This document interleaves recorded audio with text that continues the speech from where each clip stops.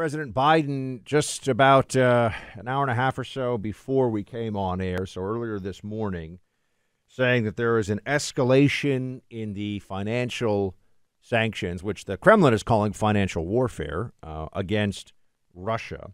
Most favored nation trade status being pulled. So this, I think, is meant to signal a more long-term hostile trading posture toward Russia from the U.S. and allied countries. It's also unlikely that this will stop Russia in the days, I would say even weeks ahead from what seems to be the implementation of the plan all along, which is to seize Ukrainian population centers, pummel them with artillery strikes, and squeeze until eventually the Ukrainian government has to sue for peace. I think that is the Russian plan. Biden also, this was interesting, specifically said that Russia will pay a severe price if they were to use chemical weapons, which is just raising yet another specter of WMD. Go ahead.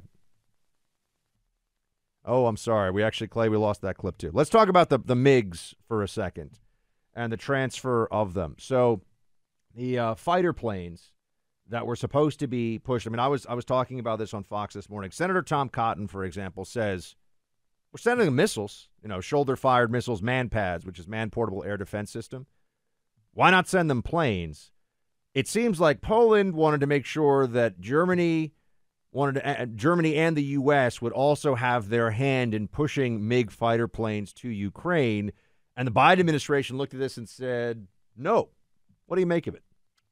It's such an interesting question because, Buck, what we have debated on this show, and some of our callers have called in, is what is the line of demarcation where Russia says this is considered a direct act of aggression and decides to hold the United States directly accountable, right?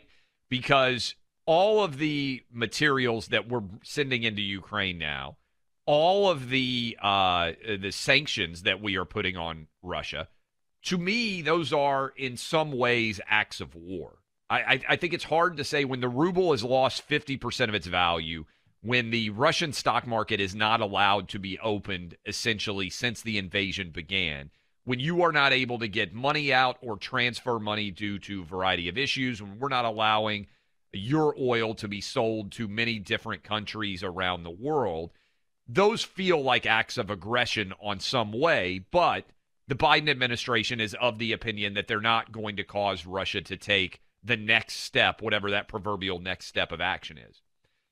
What we discussed was, I understand if I'm Poland and I have these MiG fighter jets and I'm going to try to let Ukrainian fighters take off from Poland, that Russia might decide to bomb Poland to try to prevent these fighter jets from taking off.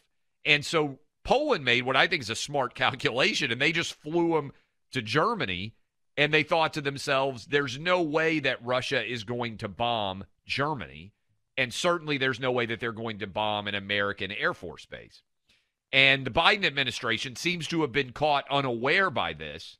And then they tried to backpedal and say, oh, we have nothing to do with this. But I now, the more I have thought about it, am of the opinion that the 40 Republican senators now who have reviewed this issue have decided that these jets should go to Ukraine.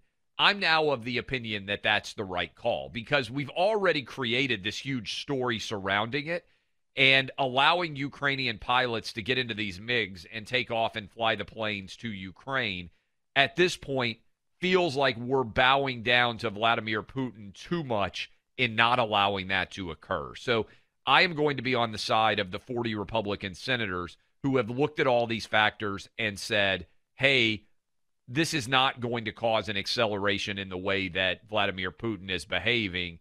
And so let's let the Ukrainians have access to these planes. I think that makes the most sense. What about you? I think that they should do it, but remember, it's not about whether we can make the case. There's no judge here that we get to make a case before about whether this is an escalation or not. Right. Rationally speaking, you can make a clear case that this is not really different from giving lethal munitions. Like I said, the MANPAD Stinger missiles Javelin missiles, which are anti-tank. That's ground to ground. There are different things we're already in large numbers sending to the Ukrainians, and they're using them to kill Russian soldiers. That's already happening. No doubt.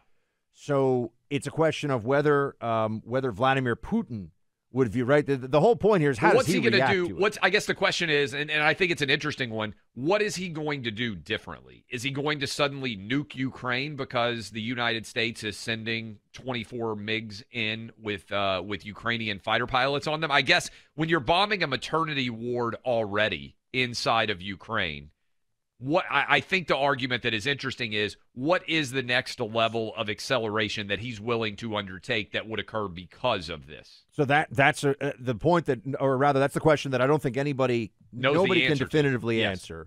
Would he fire missiles at at a Polish air base just to make a point and say, I'm not starting a war with you guys, but if you're going to have a pipeline of fighters that are killing my guys, I'm going to take out. I don't know, by the way. I don't think anybody has a clear sense of it. I do know, though, that, for example, on our side of it, I think people get concerned. All right, so now we've provided them with planes. The next step feels like a no-fly zone, which people have been talking about now already for days, right? It's at what point is it, the planes take off from NATO bases. Is he really going to fire at NATO bases? Would he really be willing to do that? Because the logistics and support that the Ukrainians are going to need to keep those planes in the sky. I also think, honestly, and people probably don't want to hear this right now, but I think it's important to always look at this with just the most clear eyes possible, the most factual analysis we can give. A bunch of MiGs in the sky. I mean, the Russians have 1,500 fighter planes. The Ukrainians have roughly 100 at the start of the conflict. This is all just from the open source. You can check this online. So they've got call it a 15-1 plane advantage right now. They have not been using it. So I think people believe, if we put Ukrainian planes in the sky, that's going to have a dramatic effect on the Russians' ability to continue to prosecute this war. I think that's unlikely to be the case. Now, you could say, well, Buck, we're also sending them missiles, and that's not changing everything. We're trying to just help them fight with whatever we can. But it doesn't strike me that this is going to necessarily be the game changer is that we clear the sky of Russian planes, which would be a no-fly zone. But that's war. And I think everyone recognizes that's war with Russia because you also have to hit. Remember, they have surface-to-air missiles on Russian territory that can fire hundreds of miles into Ukrainian airspace. So you cannot have a no-fly zone without hitting those SAM sites. You hit those SAM sites, it's a war. It's straight-up warfare. Now you're hitting Russian soil. So this is how, when you see, Clay, it's we want to do more, but ultimately we're going to have to face this as a nation. Is it more important to us to stay out of World War III with Russia, or more important to us that Russia loses in Ukraine? That's going to be a question that we have to answer as we go along here. Well, and I think the fear becomes, even if Russia loses in Ukraine, it's not eliminating the threat of Vladimir Putin. In many ways, it actually is making him more dangerous. And that's why I would analogize in some way, if you want to pay attention to what happened when Saddam Hussein invaded Kuwait. We mobilized an entire American international response, but we didn't depose Saddam Hussein. And so then we went back into Iraq later and created the mess that later ensued there. But Saddam Hussein was not eliminated as a threat. Even if Russia eventually pulls out of Ukraine, and even if potentially they end up losing, and in quotation marks, both sides are going to claim victory, right? Probably, before all is said and done. The Vladimir Putin threat is still going to be there. And so what is he going to be like in the wake of however this Ukrainian situation resolves itself? It's still going to be, I believe, an existential threat to Americans in a way that it wasn't before he invaded.